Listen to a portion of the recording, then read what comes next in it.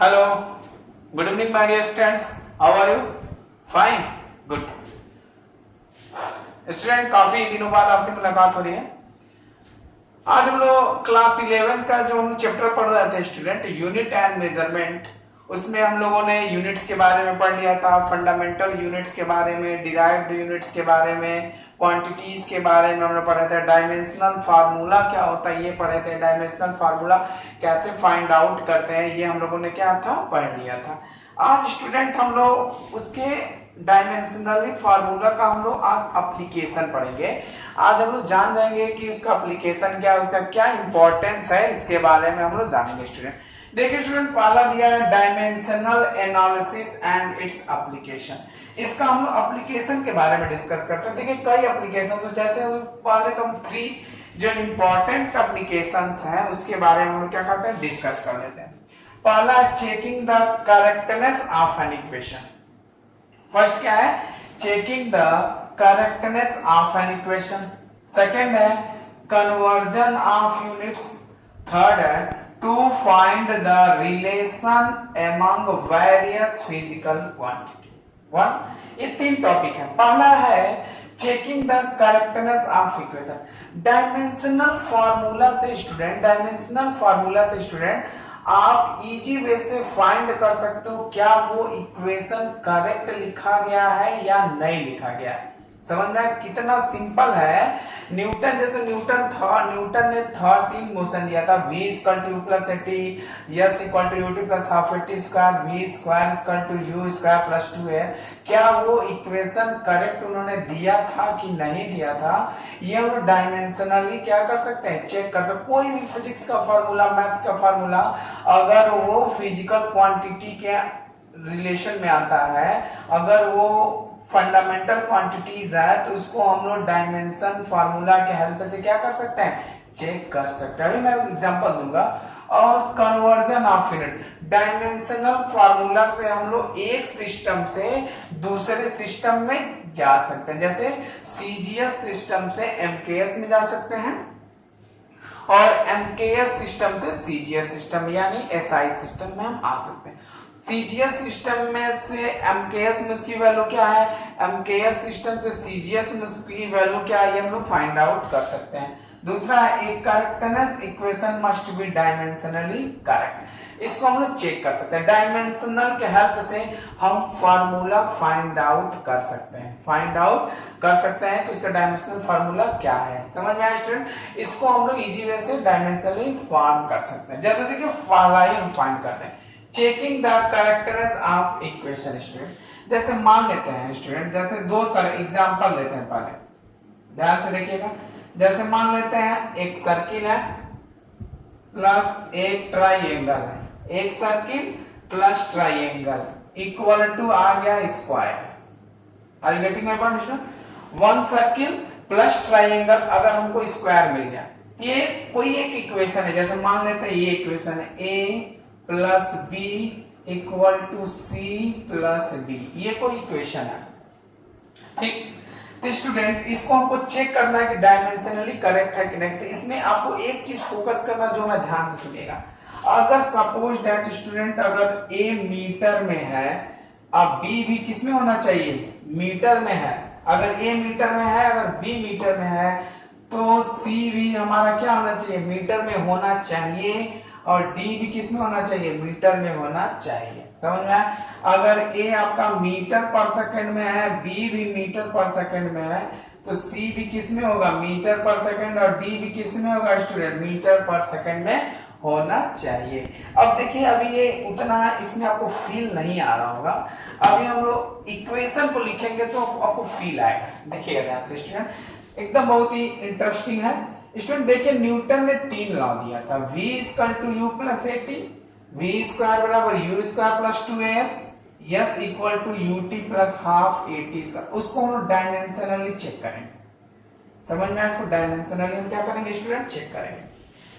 तो स्टूडेंट अब डायमेंशनल निकाला जा रहा है। जैसे मान लेते हैं v क्या आता है, स्पीड है, ठीक। इनिशियल वेलोसिटी चाहे फाइनल वेलोसिटी, स्पीड और वेलोसिटी का डायमेंशनल फार्मूला आप जानते हैं। जैसे v का क्या होता है, l t - 1, v का डायमेंशनल फार्मूला, u भी स्पीड ही है तो इसका भी dimensional formula lt-1। Are you getting my point? Yes क्या है? डिस्प्लेसमेंट है तो इसका क्या हो जाएगा? यल हो जाएगा। टाइम का आप जानते हैं डायमेंशनल फार्मूला क्या होता है? t होता है।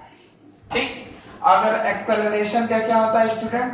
lt-2 होता है। ये हम फर्स्ट दिन बताए थे आपको कि वेलोसिटी का डायमेंशनल फार्मूला lt-1, u का भी lt-1, चाहे फाइनल वेलोसिटी हो चाहे इनिशियल वेलोसिटी, एग्जैक्ट में वो वेलोसिटी है। डिस्टेंस का यल से लिखेंगे, टाइम को t से लिखेंगे, एक्सेलरेशन को change in velocity upon time lt-2, इसका फार्मूला एक्सेलरेशन। जैसे न्यूटन ने दिया था v equal to u plus at, v बराबर u प्लस at, इसको हमको चेक करना है स्टूडेंट कि ये डायमेंशनली करेक्ट है कि नहीं। तो यहाँ पे देखिए v का डायमेंशनल फार्मूला क्या होता है? lt-1 लिख दिया। अब u का डायमेंशनल फार्मूला क्या होगा? lt-1 प्लस एक्सेलरेशन का फार्मूला क्या होगा? lt-2 और t का क्या हो जाएगा? t। Are getting my point? तो इसमें हमको RHS और LHS बराबर होना चाहिए, LHS और RHS की फार्मूला बराबर होना चाहिए। तो lt-1 अब देखिए lt-2 और t, तो t के पावर क्या है? +1, इधर t के पावर -2, तो t के पावर में ऐड हो जाएगा तो ये एग्जैक्ट क्या हो जाएगा? lt-2 + 1। एक और लाइन लिख लेते हैं, आपको अच्छे से एक्सप्लेन कर दे रहा है। lt-1 प्लस ये क्या हो जाएगा स्टूडेंट? lt-1। ध्यान से देखिए स्टूडेंट, अभी हमने बताया था एक एग्जांपल, अगर a और b मीटर में होंगे तो c और d भी मीटर में होंगे, मीटर पर सेकंड में होंगे तो देखिए v की वेलोसिटी lt-1, u lt-1 और at का भी क्या आ गया? lt-1। ये देखिए तीनों वैल्यू बराबर है, तीनों वैल्यू क्या है? बराबर है। इसका मतलब ये हुआ स्टूडेंट, न्यूटन ने ये जो वैल्यू दिया था v बराबर u प्लस at, उन्होंने करेक्ट दिया था। क्यों नहीं न्यूटन ने v बराबर u प्लस at स्क्वायर क्यों नहीं दिया था?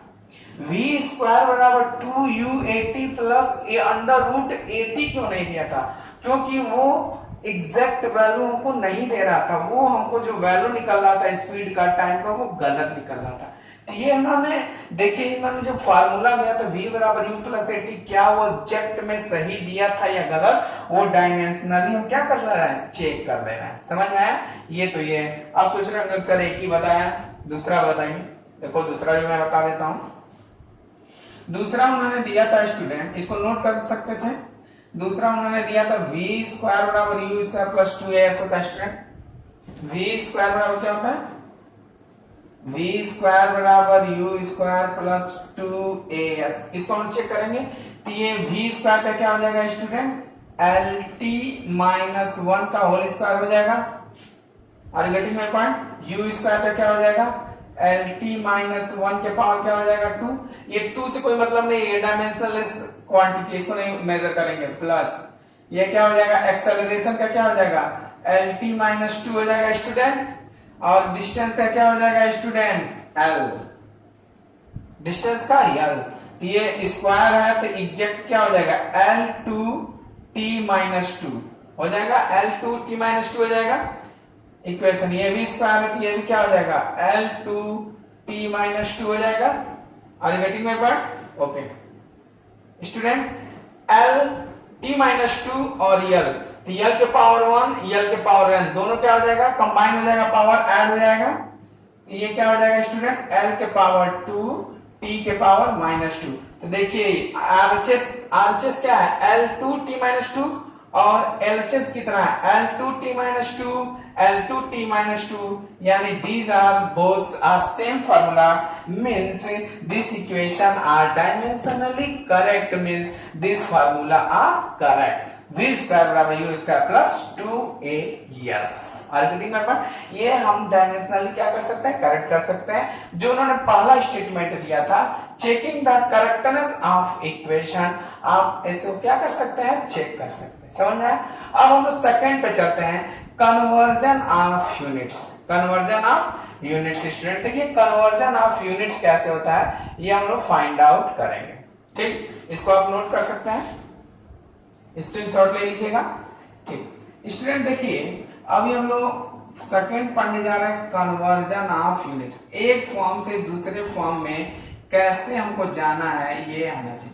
तो इसमें देखिए स्टूडेंट, आपको कोई भी फार्मूला दिया जाए, कोई भी न्यूमेरिकल दिया जाए, एग्जैक्ट मैं बता रहा हूं आपको डायमेंशनल फार्मूला लिखने आना चाहिए, अदरवाइज आप सवाल नहीं लगा सकते। आता हुआ भी सवाल नहीं लगा पाएंगे, क्योंकि डायमेंशनल फार्मूला जब तक लिखेंगे नहीं तब तक आपको आएगा नहीं। तो इसलिए डायमेंशनल फार्मूला आपको लिखना चाहिए। जैसे देखिए हमको पहुंचना है student CGS to MKS, CGS to MKS या MKS टू CGS। MKS में यहाँ बोलेगा SI यूनिट्स लिख देता है, तो हमको एक सिस्टम से दूसरे सिस्टम में क्या करना है, कन्वर्जन करना है, एक फाइंड आउट करना है। तो देखिए एग्जैक्ट में आप लिखा आ जाता होगा कि फोर्स की वैल्यू, जैसे 1 न्यूटन, स्टूडेंट लिखा है 1 न्यूटन। 1 न्यूटन की वैल्यू होता है 10 टू द पावर 5 डाइन। कितना होता है 10 to the power 5 dyne. Student 1 joule की वैल्यू होता है 10 टू द पावर 7 अर्थ। समझ में आया? तो this is the force unit, this is the force. ये भी फोर्स है, ये भी फोर्स है, बस ये है ये SI यूनिट है। 1 न्यूटन क्या है, MKS में है, SI यूनिट में 1 न्यूटन। अब वही अगर हमको CGS में बोलना है स्टूडेंट, CGS सिस्टम में उसकी वैल्यू होता है तो 10 टू द पावर 5 डाइन होता है, 10 टू द पावर 5 डाइन होता है। CGS MKS सिस्टम में, SI सिस्टम में वर्क का यूनिट क्या होता है, 1 जूल होता है। वर्क का यूनिट क्या होता है, जूल। वो MKS और SI सिस्टम में 1 जूल होता है। उसको अगर CGS में हमको बताना हो स्टूडेंट, तो 1 जूल का जो CGS सिस्टम में वैल्यू होता है सेंटीग्राम सेकंड में क्या होता है, 10 टू द पावर 7 अर्ग होता है। जैसे 1 मीटर को सेंटीमीटर में बताना हो तो क्या बताएंगे, 100 सेंटीमीटर बताएंगे। 1 मीटर को सेंटीमीटर मतलब 100 सेंटीमीटर। ठीक, तो आपको एक फंडा याद करना होगा, N1U1 equal to N2U2, N1U1 equal to N2U2। जैसे देखिए 1 मीटर इक्वल टू 100 सेंटीमीटर। समझ में आया? N1U1 equal to N2U2 means 1 metre equal to 100 centimetre. N1 क्या है, 1, U1 क्या है, मीटर मींस डायमेंशन है कोई, या मीटर पर सेकंड हो सकता है, किलोग्राम मीटर पर सेकंड स्क्वायर हो, कुछ भी हो सकता है। तो N1 हमारा कोई एक सिस्टम का वैल्यू है और U1 हमारा कोई एक सिस्टम का डायमेंशन है। जैसे CGS का भी हो सकता है, MKS का भी हो सकता है। N2 देखो 100, यही N1 जब दूसरे सिस्टम में गया है तो 1 क्या हो गया, 100 हो गया, और U2 किस में चला गया, सेंटीमीटर में। यानी ये सिस्टम हमारा MKS में है, ये हमारा सिस्टम क्या है, CGS में। देखिए वैल्यू चेंज हो गया, वैल्यू क्या हो गया, चेंज हो गया, क्योंकि हम एक सिस्टम से दूसरे सिस्टम में हम जा चुके हैं। समझा? तो हमको इसमें सीखना है कि एग्जैक्ट वैल्यू कितना होता है, डायमेंशनली बता सकते हैं। जैसे देखिए एक फॉर एग्जांपल हम आपको देते हैं, जैसे वर्क का ही ले लेते हैं स्टूडेंट, वर्क का। समझ में आया स्टूडेंट? वर्क का लेते हैं,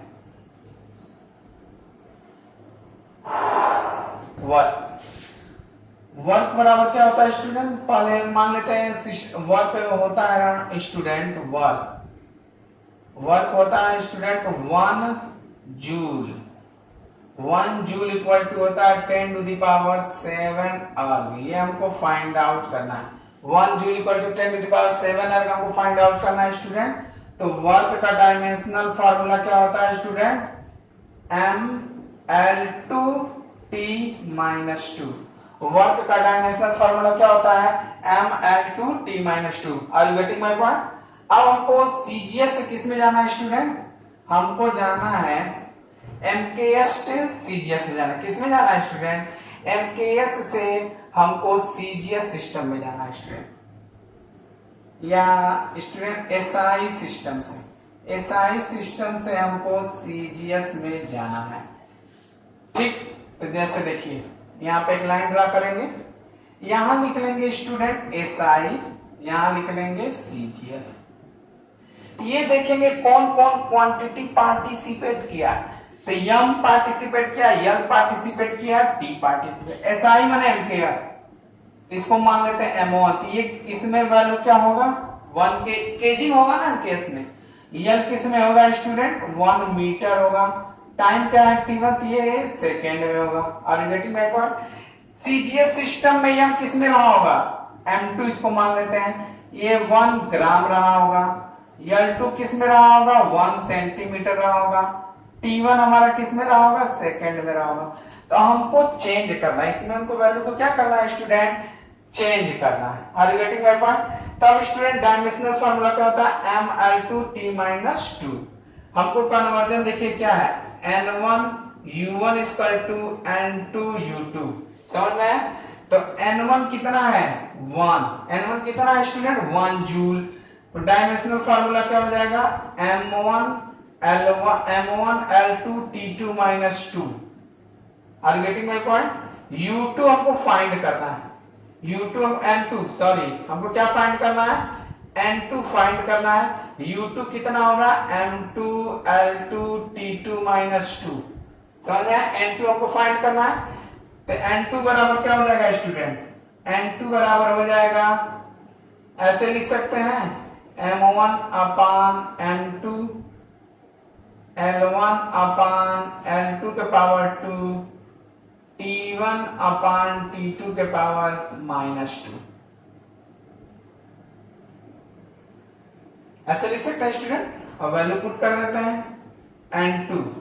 m1 किसमें है स्टूडेंट 1 kg, 1 kg है, थोड़ा अच्छे से लिख देते हैं स्टूडेंट 1 kg।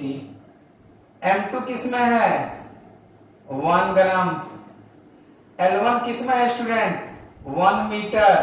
l2 किसमें है 1 सेंटीमीटर। t1 किसमें है सेकेंड, ये किसमें है 1 second. Are you getting my point student. अब देखो n2, ठीक। अब हमको देखो यहीं से हमको कन्वर्जन करना है स्टूडेंट, ध्यान से देखिएगा। हमको जाना है एसआई से सीजीएस में। तो 1 केजी है तो हमको ग्राम में जाना है। तो 1 केजी को किस में कन्वर्ट कर देंगे ग्राम में।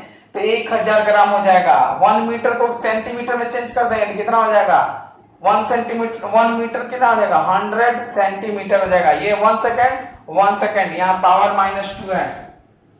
तो 1 सेकेंड क्या हो जाएगा कैंसिल आउट हो जाएगा। तो स्टूडेंट यहाँ कितना हो जाएगा 1000 ग्राम अपान gram. Are you getting my point. ये कितना हो जाएगा स्टूडेंट 100 सेंटीमीटर अपान 1 सेंटीमीटर, ठीक। ये 2 हो जाएगा, ये 2 हो जाएगा। समझ में आया स्टूडेंट। ये हमको क्या करना था फाइंड आउट करना था। अब एग्जैक्ट वैल्यू लिखते हैं, ये तो आप नोट कर लीजिएगा, थोड़ा स्पेस कम है।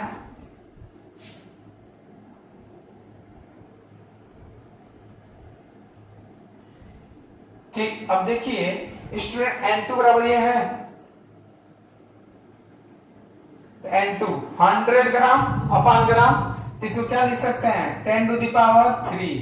क्या लिख सकते हैं 10 टू द पावर 3 इंटू ये देखिए 100 है तो 10 टू द पावर 2 लिख सकते हैं। और 10 टू द पावर 2 का स्क्वायर है तो 10 टू द पावर 4 हो जाएगा। 10 टू द पावर 4 हो जाएगा। समझ में आया।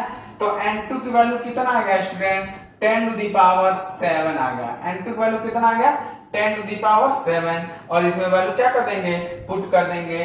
तो हमारा n1 u1 इक्वल टू क्या हो जाएगा n2 u2। n1 कितना है 1, u1 क्या है जूल में, n2 कितना हो गया 10 टू द पावर 7। u2 किस में होता है अर्ग में। समझ में आया स्टूडेंट। देखिए 1 joule equal to 10 to the power 7 erg आपका वैल्यू आ गया। ये हमने एक फॉर्म से दूसरे फॉर्म में कन्वर्जन हमने सीख लिया है। समझ में आया।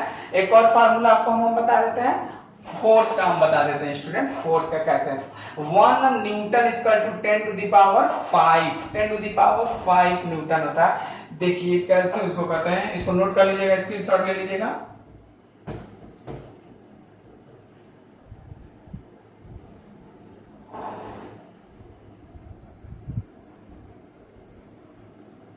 देखिए अच्छे से होता है ना, ध्यान से देखिए स्टूडेंट, आपको ये सीख लेना है। जैसे देखिए फिर से बताते हैं, n1 u1 equal to student क्या हो जाएगा, n2 u2 हो जाएगा। n1 कितना है स्टूडेंट 1, u1 किसमें है स्टूडेंट न्यूटन, n2 क्या है हमको फाइंड आउट करना है, u2 कितना होता है स्टूडेंट डाइन। समझ में आया, ये हमको फाइंड करना है कि 1 न्यूटन में कितना डाइन होगा, यानी 1 न्यूटन अगर फोर्स एमकेएस में एसआई में तो सीजीएस में उसका वैल्यू वो फाइंड करना है। तो पहले तो स्टूडेंट फोर्स का हमको डायमेंशनल फार्मूला निकालना होगा, MLT माइनस 2 होता है। फोर्स का डायमेंशनल फार्मूला क्या होता है स्टूडेंट, MLT माइनस 2 होता है। समझ में आया, MLT माइनस 2। ठीक, यहां से एक टेबल बनाएंगे, ये हमारा एसआई सिस्टम हो गया, ये हमारा सीजीएस सिस्टम हो गया।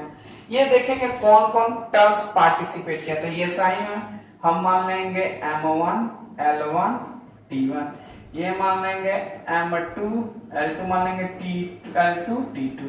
तो M1 किस में रहा होगा 1 kg, L1 किस में रहा होगा 1 मीटर, टाइम किस में रहा होगा 1 सेकंड, M2 किस में रहा होगा 1 ग्राम, L1 किस में रहा होगा 1 सेंटीमीटर, T1 किस में रहा होगा 1 सेकंड रहा होगा। अब देखिए हमको इसमें से इसमें जाना है, तो न्यूटन से डाइन में जाना है, यानी एसआई से हमको सीजीएस में जाना है, यानी केजी को किस में चेंज कर देंगे ग्राम में, मीटर को किस में चेंज करेंगे सेंटीमीटर में स्टूडेंट।